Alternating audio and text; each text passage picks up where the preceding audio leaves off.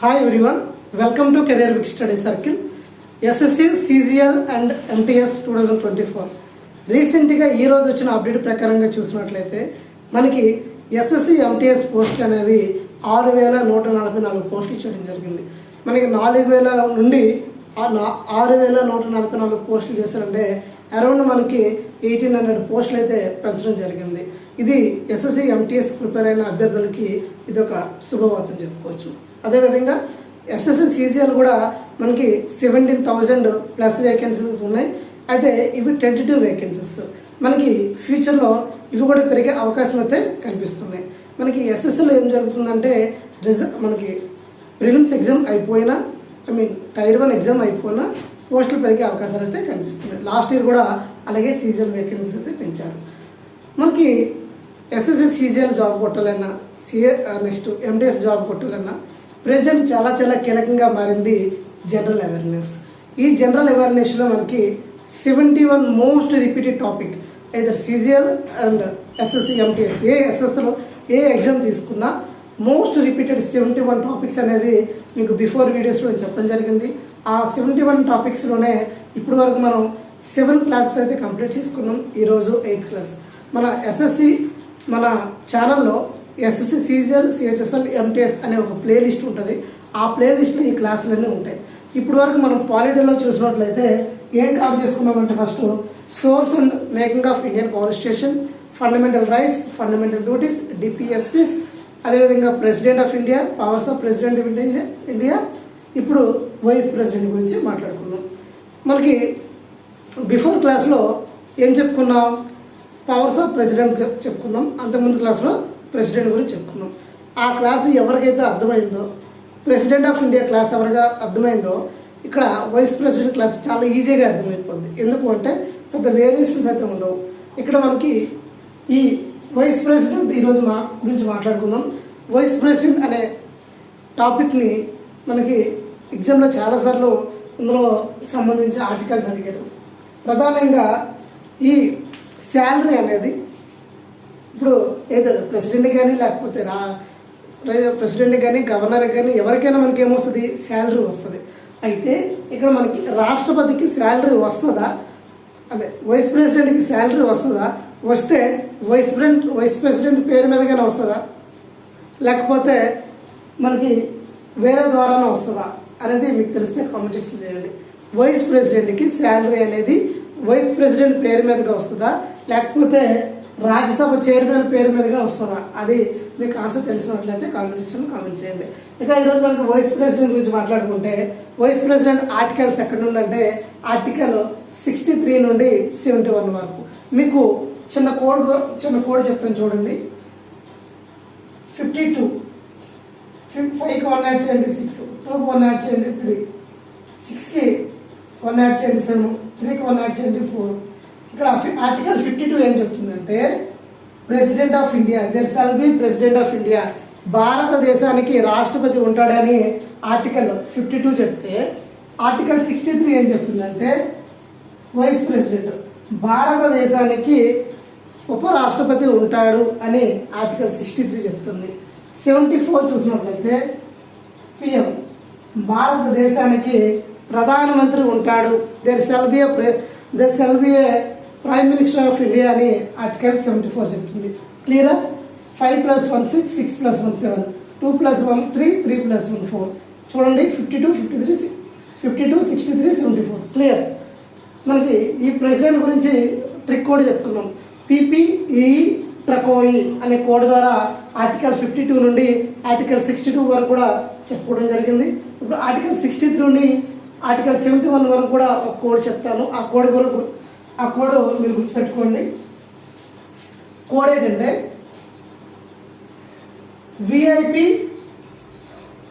VIP council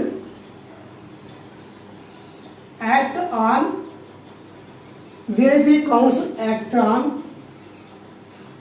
election procedure,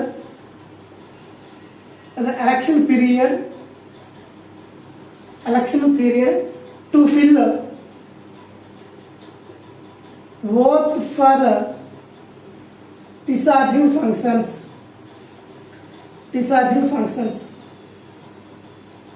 ఇది code అండి. ఏంటండి, VIP council act on election period to fill oath for discharging function are oath and discharging functions గుర్తుపెట్టుకోండి. ఇక్కడ మనకి article 63 అని చెప్పాను కదండి. ఆర్టికల్ 63 మనకి ఏం చెప్తుంది అంటే, ఆర్టికల్ 63 ఏం చెప్తుందంటే మీకు ఇప్పుడు చెప్పాను, there shall be a vice president of India అని ఆర్టికల్ ఏం చెప్తుందంటే ఆర్టికల్ 63. కాబట్టి వైస్ ప్రెసిడెంట్ ఆఫ్ ఇండియా, మీకు ఆర్టికల్ గుర్తుంటే అండి సగం మ్యాటర్ అయితే ఖచ్చితంగా గుర్తుంటుంది. తర్వాత విఐపి, తర్వాత కౌన్సిల్ ఆర్టికల్ 64 ప్రకారంగా ఏంటంటే vice president will be act లేకపోతే ex officer chairman of Rajya Sabha. Vice president అనేది ఎక్స్ ఆఫీసు అంటే వైస్ ప్రెసిడెంట్తో పాటుగానే మనకి ఎక్స్ ఆఫీసు 17 ఇంకో 17 అంటే రాజ్యసభ చైర్మన్. ఇది చాలాసార్లు ఎగ్జామ్లో చాలాసార్లు అడిగారండి. ఏ article ex officer chairman of Rajya Sabha అని దేనికి చెప్తుంది అంటే ఆర్టికల్ 64 చెప్తుంది. అంటే ఆర్టికల్ 64 ఏం చెప్తుందంటే ఎక్స్ ఆఫీసర్ చైర్మన్ లేదా ఎక్స్ ఆఫీసర్ అంటే సింపుల్గా రాజ్యసభ చైర్మన్ అని చెప్తుంది. ఓకేనా, vice president will act on ex office of Rajya Sabha లేదా చైర్మన్ ఆఫ్ రాజ్యసభ, సింపుల్గా చైర్మన్ ఆఫ్ రాజ్యసభ. 65 ఏం చెప్తుందంటే చూడండి, యాక్ట్ ఆన్ అంటే 65 ఏం చెప్తుందంటే ప్రెసిడెంట్ అందుబాటులో లేని సమయంలో లేకపోతే ప్రెసిడెంట్ లేని సమయంలో vice president will be act as president. సింపుల్గా యాక్ట్ యాజ్ ప్రెసిడెంట్ అంటే మనకి ప్రెసిడెంట్ లేని సమయంలో vice president take charges president. ఓకేనా, వైస్ ప్రెసిడెంట్ లేని ఎడల ప్రెసిడెంట్ లేని ఎడల వైస్ ప్రెసిడెంట్ ఆ ఛార్జెస్ని తీసుకుంటాడు.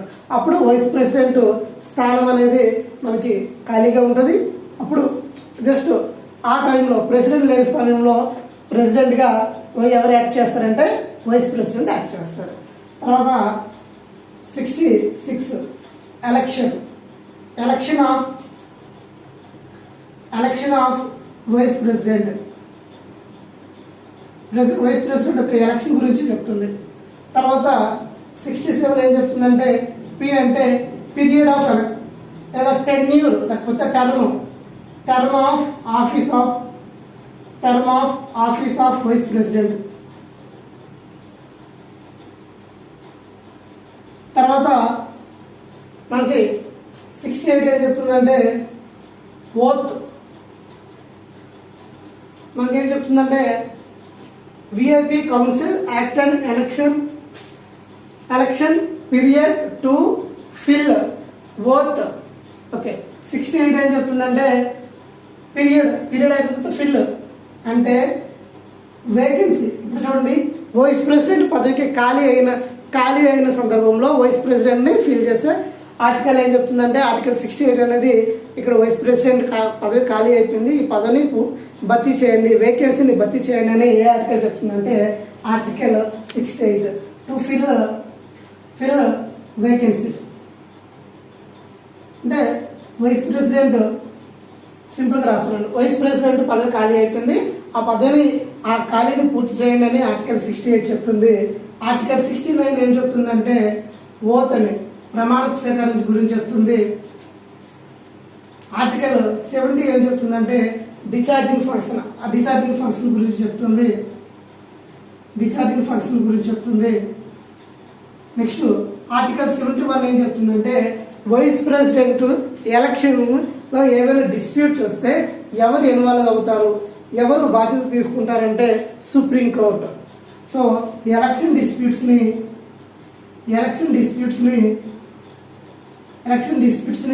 రెస్పాన్సిబుల్గా ఎలక్షన్ డిస్ప్యూట్స్ని రిజాల్వ్ చేసేది ఎవరంటే సుప్రీంకోర్టు. ఓకేనా, క్లియరా?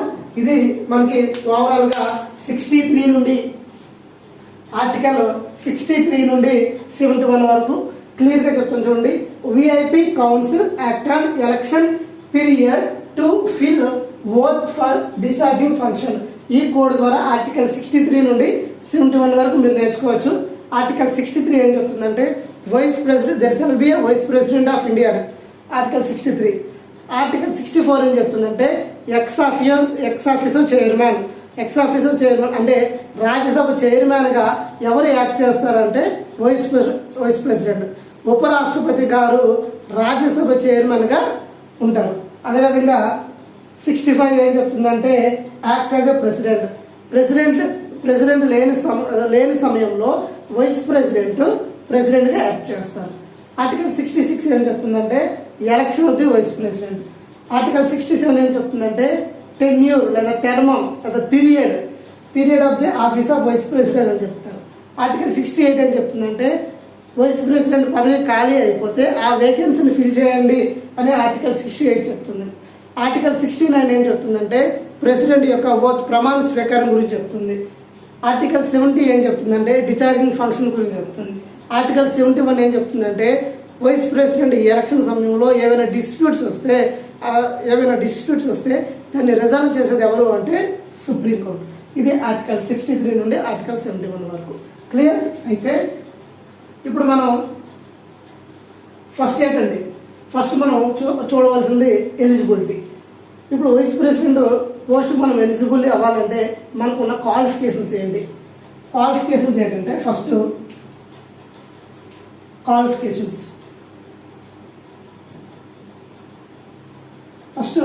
There shall be citizen of India, ఖచ్చితంగా ఇండియన్ సిటిజన్ ఆఫ్ ఇండియా. ఓకేనా. ఏజ్ అనేది 35 years ఏజ్ కంప్లీట్ అయి ఉండాలండి. Completed age 35 years. ఓకేనా. తర్వాత నో ఆఫీస్ ఆఫ్ ప్రాఫిట్ అంటే గవర్నమెంట్ నుండి ఎటువంటి ఆదాయం వచ్చే పొజిషన్లో ఉండకూడదు. తర్వాత eligibility member of the Rajya Sabha అంటే రాజ్యసభ మెంబర్కి ఉండవలసిన ఎలిజిబిలిటీ క్రైటీరియా ఈ వైస్ ప్రెసిడెంట్ గారికి పోటీ చేయాలనుకున్న వాళ్ళకి ఉండాలి. క్లియరా. వెరీ ఇంపార్టెంట్ అండి. సిటిజన్ ఆఫ్ ఇండియా ఉండాలి. అదేవిధంగా ఖచ్చితంగా 35 years ఏజ్ కంప్లీట్ అయి ఉండాలి.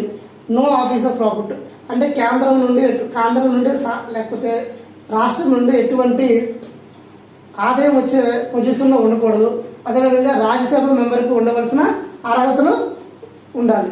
క్లియరా. తర్వాత క్వాలిఫికేషన్ అయిపోతుంది. ఏం చేయాలి? నామినేషన్ వేయాలి. సో నామినేషన్ గురించి మాట్లాడుకుంటే నామినేషన్ వేయాలంటే ఫస్ట్ మనకేంటంటే లాస్ట్ టైం మేము చెప్పుకున్నాం ప్రెసిడెంట్గా పోటీ చేయాలంటే ఫస్ట్ 50 మంది ఏం చేయాలి? ప్రపోజ్ చేయాలి. రెండో 50 మంది ఏం చేయాలి? సపోర్ట్ చేయాలి. ఇక్కడ ఏం చేయాలి అంటే ఒక 20 మెంబర్స్ ఫస్ట్ ఏం చేయాలి? ప్రపోజ్ చేయాలి. ప్రపోజ్ మీన్స్ ఓకే ఇతను వైస్ ప్రెసిడెంట్గా పోటీ చేయడం మాకు ఇష్టమే అని ఫస్ట్ 20 మంది చెప్పాలి. నెక్స్ట్ 20 మంది బలపరచాలి. అంటే ఆ 20 మంది ఏం చేయాలంటే సపోర్ట్ చేయాలి. ఓకేనా. అదే ప్రెసిడెంట్కి అయితే 50 మంది ప్రపోజ్ చేయాలి, 50 మంది ఏం చేయాలి? సపోర్ట్ చేయాలి. బట్ వైస్ ప్రెసిడెంట్కి వచ్చేసరికి ఇక్కడ 20 మంది ఫస్ట్ ప్రపోజ్ చేయాలి, 20 మంది సెకండ్ సపోర్ట్ చేయాలి. క్లియర్. ఓకే సపోర్ట్ చేస్తారు. ఇలా జరిగింది. క్వాలిఫికేషన్స్ ఉంది, నామినేషన్ ఉంది. నామినేషన్కి అప్పుడు ఏం చేయాలి అంటే 15,000 రూపీస్ ఏం చేయాలంటే ఆర్బీఐకి మనకి డిపాజిట్ కడతారు. ఈ డిపాజిట్ అనేది 15,000 కడతారు. అయితే deposit 1/6 of the valid votes అంటే పోలైన ఓట్లలో మనకి 1/6 వంతు ఓట్లు వస్తే మీకు ఆ 15,000 రిటర్న్ వస్తాయి. లేదు అంటే అది డిపాజిట్లు కోల్పోయినట్టు అంటారు. క్లియర్. ఇది ఫస్ట్ క్వాలిఫికేషన్స్ అయ్యాయి. తర్వాత నామినేషన్ అయింది 1/6. ఇప్పుడు ఏంటి? Election process. ఇది ఫస్ట్ ప్రాసెస్ అనుకోండి, ఇది సెకండ్ ప్రాసెస్ అనుకోండి. మూడో ప్రాసెస్ ఏంటంటే ఎలక్షన్. ఫస్ట్ ఎవరు పాల్గొంటారు? ఈ ఎలక్షన్ ఇండైరెక్ట్ ఎలక్షనా, డైరెక్ట్ ఎలక్షనా? ఇక్కడ మనకి ప్రెసిడెంట్కి కూడా ఇండైరెక్ట్ ఎలక్షన్, వైస్ ప్రెసిడెంట్కి కూడా మనకి ఇండైరెక్ట్ ఎలక్షన్. ఏ ఎలక్షన్ అంటే ఇండైరెక్ట్ ఎలక్షన్. తర్వాత మనకి ఈ ఎలక్షన్ ఎలా ఉంటుందంటే proportional representation, single transfer vote, secret ballot. Proportional representation, single transfer vote, సింపుల్గా PRSTV అండి. ఓకేనా? ప్రపోర్షనల్లీ రిప్రజెంటేషన్, సింగిల్ ట్రాన్స్ఫర్ ఓట్ అంటారు. సీక్రెట్ బ్యాలెట్ కూడా జరుగుతుంది. ఇక్కడ మీకు బిఫోర్ క్లాస్లో చెప్పాను, మనకి ఎమ్మెల్యే ఓట్ ఎలా ఉంటుంది, నెక్స్ట్ ఎంపీ ఓటు ఎలా ఉంటుంది. ఇప్పుడు ఎమ్మెల్యే ఓట్ని ఎలా క్యాలిక్యులేట్ చేస్తారని, అదే ఎంపీ ఓట్ని ఎలా క్యాలిక్యులేట్ చేస్తారని నేను ప్రెసిడెంట్ ఆఫ్ ఇండియా ఎలక్షన్ ప్రాసెస్లో చెప్పినప్పుడు చెప్పాను. సో సేమ్ ప్రాసెస్లో ఇక్కడ కూడా అదే జరుగుతుంది. ఇక్కడ ఏంటంటే 50+1 అండి. ఫర్ ఎగ్జాంపుల్ 100 మెంబర్స్ పార్టిసిపేట్ చేస్తే 100 మెంబర్స్లో ఎవరికైతే 50+1 ఓట్లు వస్తాయో వాళ్ళు ఈ ఎలక్షన్లో విన్ అయినట్టు. వాళ్ళు ఏం చేస్తారంటే వైస్ ప్రెసిడెంట్గా ప్రమాణ స్వీకారం చేయడానికి రెడీ అవుతారు. ఇక్కడ ఏమవుతుంది,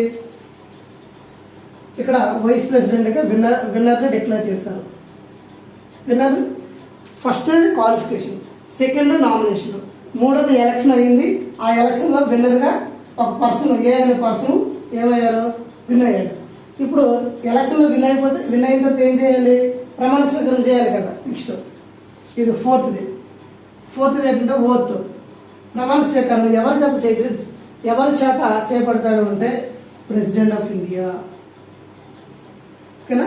వైస్ ప్రెసిడెంట్ ప్రమాణ స్వీకారం వైస్ ప్రెసిడెంట్ చేత ప్రమాణ స్వీకారం చేయించేది ఎవరు అంటే ప్రెసిడెంట్ ఆఫ్ ఇండియా. ప్రెసిడెంట్, భారత రాష్ట్రపతి ఉపరాష్ట్రపతిని ప్రమాణ స్వీకారం చేపిస్తాడు. క్లియర్? ఓకే. నేను నాకు ప్రమాణ స్వీకారం చేస్తాను, నేను అధికారంలోకి వస్తాను. ఇప్పుడు ఎన్ని సంవత్సరాలు ఉంటాం? ఆ ప్రమాణ స్వీకారం చేసిన తర్వాత మనం ఎన్ని సంవత్సరాలు ఉంటామంటే 5 ఇయర్స్గా ఉపరాష్ట్రపతిగా ఉండొచ్చు. ఓకేనా? 5 ఇయర్స్. ఈ 5 ఇయర్స్లో మనకి శాలరీ వస్తుందా అంటే భారత ఉపరాష్ట్రపతిగా శాలరీ రాదు.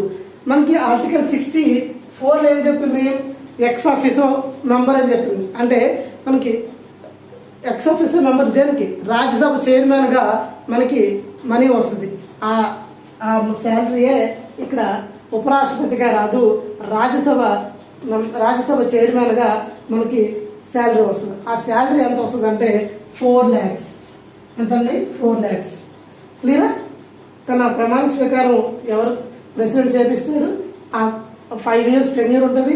ఆ 5 years టెన్యూర్ ఫర్ మంత్ ఎంత వస్తుంది అంటే 4 lakhs శాలరీ వస్తుంది. క్లియరా? ఓకే. క్వాలిఫికేషన్ అయిపోయి, నామినేషన్ అయిపోయింది, ఎలక్షన్ అయిపోయింది, నేను అధికారంలోకి వస్తే ప్రమాణ స్వీకారం చేసేసాను.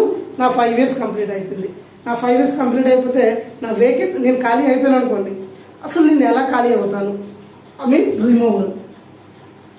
ఎలా రిమూవ్ చేస్తారు అంటే జనరల్గా 5 years కంప్లీట్ అయిపోతే మళ్ళీ ఎలక్షన్ జరుగుతుంది. అది యాజ్ యూజువల్ ప్రాసెస్. లేదు, నాకు పదవీ కాలం పూర్తి అవ్వకముందే కంప్లీట్గా నన్ను తీసేయాలనుకుంటే ఏం చేస్తాను అంటే పదవీ కాలం కంప్లీట్ అవ్వకముందే నన్ను తీసేయాలంటే సింపుల్గా రిమూవల్ ప్రాసెస్. మనకి యాజ్ ఏ ప్రెసిడెంట్ చూసినట్లయితే ఇంపీచ్మెంట్ ప్రాసెస్ తీసుకున్నాం. ఇంపీచ్మెంట్లో మనకి లోక్సభలో 2/3 వంతు, రాజ్యసభలో 2/3 వంతు మనకి ఏం చేయాలి, మెజారిటీ రావాలి. అది ప్రాసెస్. ఇక్కడ కూడా రిమూవల్ ప్రాసెస్లో ఏం జరుగుతుందంటే 14 days ముందు వీళ్ళకి అడ్వైజ్డ్ నోటీస్, అంటే ముందు అతన్ని ఏంటంటే వైస్ ప్రెసిడెంట్ని రిమూవ్ చేయాలనుకుంటున్నాము. వైస్ ప్రెసిడెంట్ని ఎప్పుడు రిమూవ్ చేస్తారు, కాన్స్టిట్యూషన్ని వైలేట్ చేసినప్పుడు. ఆ 14 days ముందు ఉపరాష్ట్రపతికి నోటీస్ ఇవ్వడం జరుగుతుంది. వచ్చిన తర్వాత మనకి అబ్సల్యూట్ మెజారిటీ ద్వారా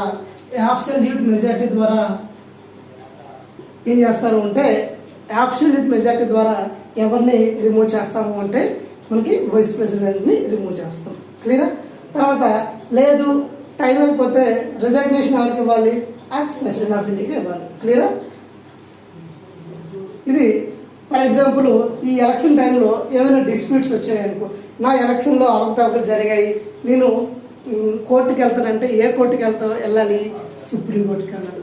ఆ సుప్రీంకోర్టు ఆర్టికల్ 71 ప్రకారంగా వైస్ ప్రెసిడెంట్ ఎలక్షన్లో ఎటువంటి డిస్ప్యూట్స్ వచ్చినా, ఎటువంటి గొడవలు వచ్చినా సాల్వ్ చేయడానికి ఎవరు ఉన్నారండి? ఆర్టికల్ 71 ఏం చెప్తుంది? సుప్రీంకోర్టు నేనున్నాను, నీకు ఆరాంగా ఉండు, మీ ఎలక్షన్లో ఎటువంటి ప్రాబ్లం వచ్చినా నేను చూసుకుంటాను అని ఆర్టికల్ 71 చెప్తుంది. ఆ ఆర్టికల్ 71 ప్రకారంగానే సుప్రీంకోర్టు ఈ వైస్ ప్రెసిడెంట్ ఎలక్షన్లో జాగ్రత్తలు అంటే ఎటువంటి డిస్ప్యూట్స్ వచ్చినా సాల్వ్ చేయడానికి ముందు వచ్చేది ఏంటంటే ఈ సుప్రీంకోర్టు. ఇది ఓవరాల్గా వైస్ ప్రెసిడెంట్ యొక్క కంప్లీట్ డీటెయిల్స్. క్లియరా? ఇది articles, qualifications, nomination, complete process. ఇది వైస్ ప్రెసిడెంట్ గురించి. దీని మీద ఎక్కువ ఎస్ఎస్లో ఎక్కువ బిట్లు వస్తున్నాయి. నెక్స్ట్ క్లాస్లో మనం ప్రైమ్ మినిస్టర్ గురించి చెప్పుకుందాం. ప్రైమ్ మినిస్టర్ తర్వాత either లోక్సభ, రాజ్యసభ గురించి చెప్పుకొని మనం స్టాటిక్ జీకేలోకి నెక్స్ట్ క్లాసుల్లో ఎంటర్ అవుదాం. సో రెగ్యులర్గా వాచ్ చేస్తుండండి, ఖచ్చితంగా నోట్స్ రాసుకోండి. ఈ క్లాసులు అనేది మీకు ఖచ్చితంగా ఉపయోగపడతాయి. సో ఈ ఎక్స్ప్లెనేషన్ మీకు నచ్చినట్లయితే లైక్ చేయండి, షేర్ చేయండి, సబ్స్క్రైబ్ చేసుకోండి. Thank you all. జై హింద్.